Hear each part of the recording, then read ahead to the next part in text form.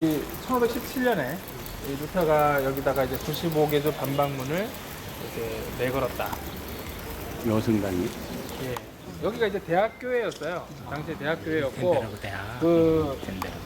그게 이제 우리나라 말로 번역이 될 때, 반박문, 이 말이 참 이게 문제가 있어요. 그러니까 번역이라는 게 단순한 게 아닌 것 같아요. 그러니까 원래 이제 독일어로는 그냥 이제 필분 노인트 티에제거든요. 티에제라는 말은 지금 우리 한국에서도 박사 과정하고 할 때 이렇게 하시는 것 같은데 여기서도 지금 계속 전통이 계속 이어지고 있고요. 그걸 이제 그 논쟁하는 시간이 있어요. 마지막에 논문 제출하고 나서 그 논문의 주제나 이렇게 주장에 대해서 그 주장되는 그 논제들을 이렇게 정리해서 그걸 나눠주고 그걸 이제 읽어본 사람들이 질문을 하면서 그거에 대해서 토론을 하는 그게 이제 마지막 그 학위를 끝내는 과정에 있거든요. 그걸 지금도 하고 있는데 그 당시에도 마찬가지였고요. 그 디스푸타치온이라고 하는 그것을 위해서 대학에서 항상 이 대학교회니까 이 대학교회 게시판이었기 때문에 거기다가 이제 그런 태제들을 내고 그다음에 이 며칠 날 이 주제를 가지고 토론을 할 거다. 그래서 참석할 수 있는 사람은 참석해서 의견에 대해서 반박해 주시고 이거에 대해서 토론을 하고 그러니까 그거 자체가 그 시간 자체가 이 토론하는 거기 때문에 반박문이라고 하면 내용적으로 보면 반박일 수도 있죠. 루터, 독일, 로마 카톨릭의 어떤 주장에 대해서나 아니면 그 면죄부나 이런 잘못된 악습에 대해서 비판적인 내용이니까. 근데 이제 거기서 말하고 있는 거는 이제 그분이 또 교수님이셨고, 아까 말씀드린 대로 신부였기 때문에, 반박문이라는 어떤 그런 약간 저항정신이 담긴 것보단 학문적인 목적이 좀 약간 더 강했고요. 토론을 위한 거였죠. 근데 이제 사실 내용이 좀 그래도 좀 파격적인 거긴 했기 때문에 그런 반향이 있었던 것이기도 하고요. 근데 지금 이제 이 학자들이 지금 이렇게 그거 가지고 주장하는 게 좀 갈려 있어요. 그러니까 뭐냐면 이걸 이제 역사학 쪽에서 하는 거거든요. 1517년도에 10월 31일 날 여기다가 이제 95개조 반박문을 내걸었다. 그런데 그 내걸었다라고 하는 말이 처음으로 나온 사람이, 그러니까 한 사람이 누구냐면 그 필립 멜랑히톤이었어요. 근데 필립 멜랑히톤이요, 그때 당시에 현장 증인이 아니에요. 1517년에 내걸었는데, 필립 멜랑히톤은 1518년에 여기 교수로 초빙이 돼서 왔습니다. 그러니까 그 당시에는 자기는 없었어요. 전에 들었을 수는 있죠. 그리고 이 글을 그러니까 그 언급을 한 것 자체도 루터가 죽고 난 후에 글에서 루터가 그렇게 했다는 거, 종교개혁을 회고하면서 썼던 언급한 것 속에 1517년 여기 내걸었다는 말은 있어요. 그러니까 역사적으로 고증을 했을 때는 그것을 가지고 그게 사실이라고 얘기를 할 수 있느냐 없느냐라는 게 고민이 될 수가 있고, 그리고 하나가 또 이제 거기에 약간 의문이 가는 게 여기서 주장이 갈리는데, 그 알브레히트 폰 저기 브란덴부르크라고 이제 여기 주교가 있습니다. 그 주교가 아까 말씀드린 것처럼 이제 카톨릭은 이게 서열 이게 위계 질서가 특정하잖아요. 그러니까 자기가 신부였고 여기 신학교수였기 때문에 그런 그 태제에 대해서 문제시할 수 있는 걸 자기가 충분히 알고 있었을 상태에서 그거를 일방적으로 싸우자 하는 식으로 내버렸을까, 보고도 안 하고 허락도 안 받고 했을까. 그게 왜 이런 질문을 하냐면 10월 31일 날 루터 전집이 이제 바이마르하스 가베라고 해서 1999년도인가 그때 이제 완성이 됐어요. 이게 총 8만 페이지 해서 200페이지 책으로 하면은 지금 400권에 해당되는 루터 전집이 이제 완성이 되어 있거든요. 거기에 이제 아까 말씀드린 그 루터하우스의 탁상남아 학생들하고 계속하면서 노트를 했던 그 내용들 주제 여러 가지 했던 게 한 4분의 1 정도. 그다음에 이제 서신들 한 4분의 1.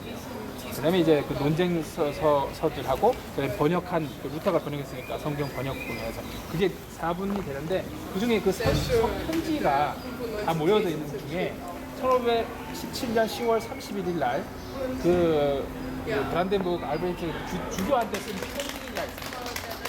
그 편지에 그 95개조 반박문을 자기가 그걸 가지고 논쟁을 하려고 합니다라고 그 의향을 밝히면서 거기다 첨부를 해서 95개조 반박문 내용을 같이 보냈어요. 그죠? 그렇게 일반적으로 생각했을 때 그런 과정을 거치면 시간을 두고 그거에 대한 패단이 와서 그거를 이제 논쟁을 할 수 있도록 하나를 요청하는 그런 뜻으로 보거든요.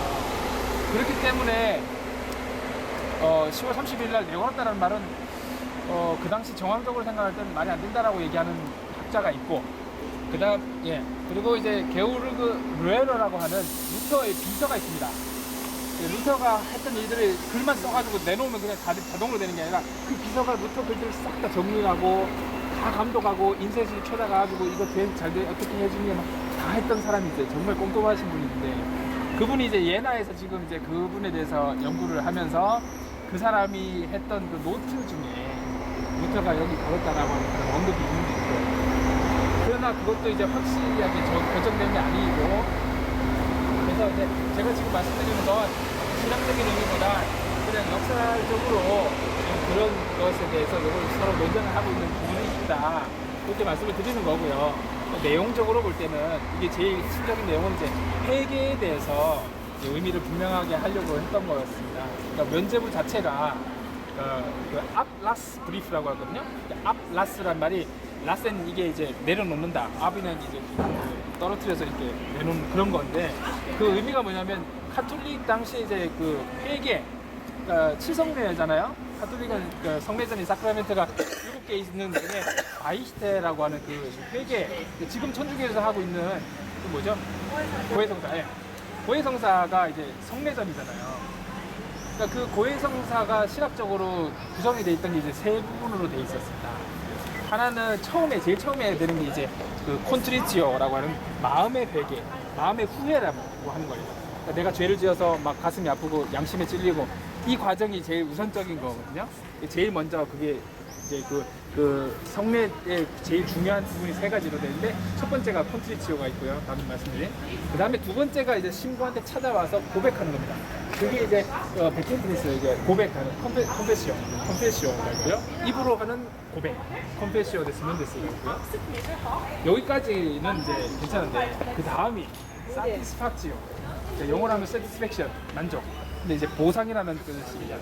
그건 보상이라는 말이 이제 죄를 지었지만 그 죄에 대한 대가를 치르는 부분이에요. 그러니까 네가 이런 죄를 지어서 하나님이 용서해 주셨다. 네가 다 고백했고 마음에 회개했으니까. 근데 그거에 대해서 네가 보상해야 될 부분이죠. 그게 이제 그 어떤 노동이든지 아니면 교회 뭐 불교에서 하는 것처럼 뭐 몇 번 절을 한다 하거나 뭐 아니면 여러 가지 그 성지순례도 마찬가지 포함이 되고요. 계산은 막 이렇게 올라가면 키스하는 거. 그런 것들도 이제 고행도 마찬가지 그런 거 포함되고, 그러니까 그런 것들이 이제 사티스팍지오 이 부분에 보상 부분에서 줬는데, 그 부분이 너무 크고 힘들잖아요. 그거를 감해주기 위해서 했던 게 이제 클라스였습니다. 그러니까 회계에 대해서 개념이 이렇게 분명하게 있어야 그게 왜 그런 것들이 되는. 그래서 연옥이라고 하는 개념이, 연옥에서는 그게 이제 훈련 장소잖아요. 거기서 자기가 살았던 그거에 대한 아까 말씀드린 그 보상의 부분을 그 연옥에서, 그러니까 이생에 살면서 그걸 못 갚았기 때문에 연옥에서 갚는데 그게 기한이 뭐 몇백 년도 되고 몇천 년도 됐었는데 그걸 줄여주는 거죠. 그러니까 그 아까 그 뭐죠? 시그체 그 면제부 돈 던져 했을 때 땅 땡그랑 하면 그 소리가 이제 들릴 때 연옥에서라는 말입니다. 지옥에서가 아니에요. 연옥에서 있던 자기 가족이 천국으로 바로 가는 거죠. 그 체류 기간이 아예 없어지는 거예요. 떨어진 순간에 땡그랑 예. 그런 거죠. 그래서 그 기능은 그렇고, 목적은 이제 어떤 목적을 따라서 그 돈이 쓰여질 것을 위해서 이제 암라스가 만들어졌습니다. 면제부들이. 그래서 그 대표적인 게 그 요하네스 테첼이 그 설교에서 뭐 하려고 했던 게 그거죠. 베드로 성경 새로 생겼어요. 그 전에 좀 약간 지금 현재의 모습이 아니었고 좀 약간 작은 규모의 앞에 있었는데, 그거 이제 파괴된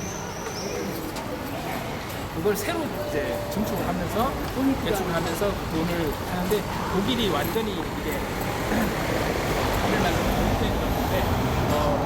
이게 갈취하고 막 이렇게 뽑아가는, 독일이 완전히 탈탈 털리는 곳이었어요. 원래 돈 뽑기 좋은 나라인데, 왜냐면 통일왕국은 아니고 제국들이 막 각자 이렇게 막 서로 이렇게 경쟁하면서 있었는데다가 황제는 계속 이렇게 그 레지던트라고 하는 그 황제 거주들이 있습니다. 제국 내에서 거기 계속 돌아다녔거든요. 그러니까 이 권력 관계가 그 당시에 뭐 차이인데, 그런 권력 관계가 그 종교하고 그다음에 황제하고 그다음에 그 제국국 그 사람들 기사제 제국들, 이런 사람들이 이제 돈이지.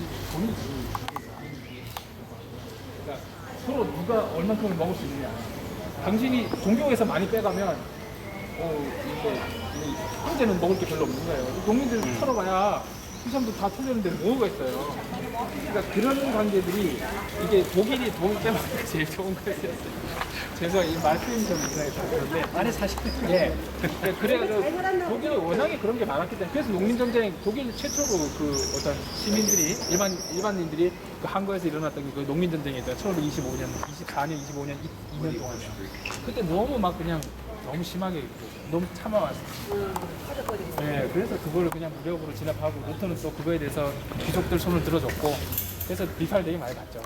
루터가 유대인에 대해서도 좀 약간 부정적으로 표현들을 많이 했고 이 성경적 그걸 이제 이러면서 그래서 이제 그 동독 쪽에서는 또 루터를 유대인에 대한 그런 것을 기반을 제공한 사람으로 생각한다 이런 식으로 돼서 또 비판하는 사람 또 되게 비판을 많이 해요.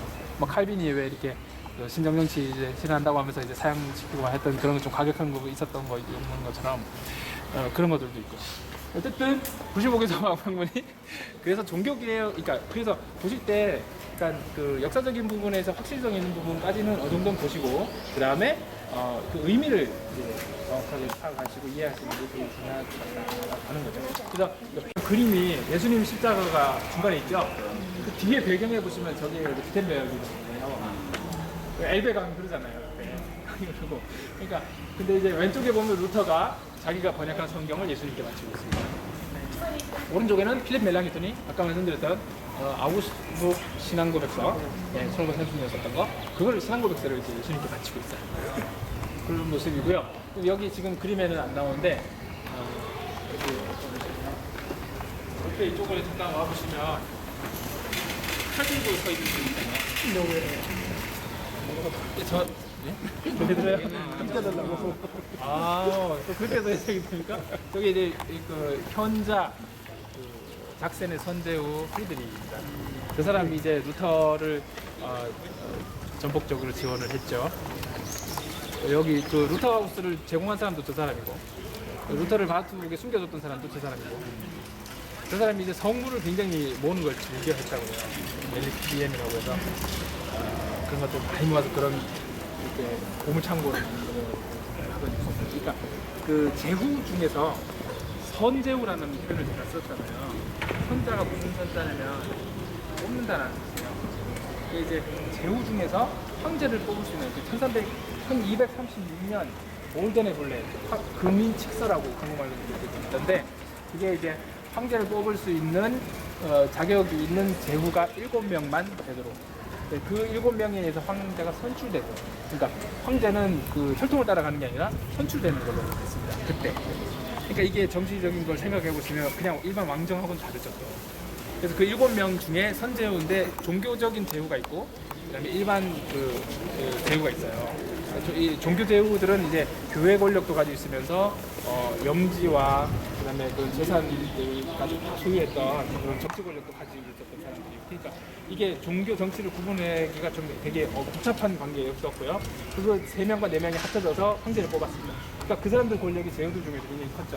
그 중에 한 명이 작센이었어요. 작센 왕국이 굉장히 자존심이 지금도 프라이시타트에서 자기는 자유국가라고 얘기하거든요. 독일 연방주 중에 하나면서도 자기의 독립성을 굉장히 자존심 있게 생각하고 드레스는 한번 드레스는 지나오셨죠? 기회 되시면 꼭 가보시죠. 네. 어쨌든 그 작전의 선제후 그 사람이 저 사람입니다. 이렇게 칼을 들고 이제 이렇게 지켜주는 모습이죠. 여기가 이제 그 대학교에서 사용했던 슐로스키르게, 그러니까 독일어로는 슐로스키르게니까 슐로스가 이제 성. 그러니까 여기 이제 제후나 영주들이 이제 그러니까 거주가 아니고 이제 성으로 사용하기 위해서 사용했었던 거고, 그게 이제 나중에 교회로 개축이 되고, 구텐베르크 대학이 세워지면서는 여기 대학교회를 사용했고요. 물론 설교도 당연히 했고, 그리고 여기 지금 들어가실 수가 없어요. 이게 올해부터 지금 공사가 이렇게 해서 아주 막혔고, 작년에는 이 문이 아예 못 보게 됐었어요. 그러니까 지금 1517년 종교개혁이고 2017년에 종교개혁 기념 500주년을 위해서 루터 도시들이 지금 잘 공사하고 있어요. 그래서 가시는 곳마다 이런 경우들이 있으니까 그런 부분을 하는데 여기에 지금 마틴 루터의 이름이 있습니다. 돌아가시면 그다음에 필립 멜랑헨톤의 무덤도 있습니다. 근데 여기서 돌아가신 건 아니고 아이슬레벤 아까 말씀드렸던 거기 출생지에서 돌아가시고 여기로 이장이 돼서 앞에 무덤이 열려져 있죠. 안쪽에는 뭐 순 고대 양식이다 해가지고 이렇게 완전히 이제 새롭게 그래서 저희가 거기 있을 때 중간에 이제 안에를 새롭게 다 이렇게 전장을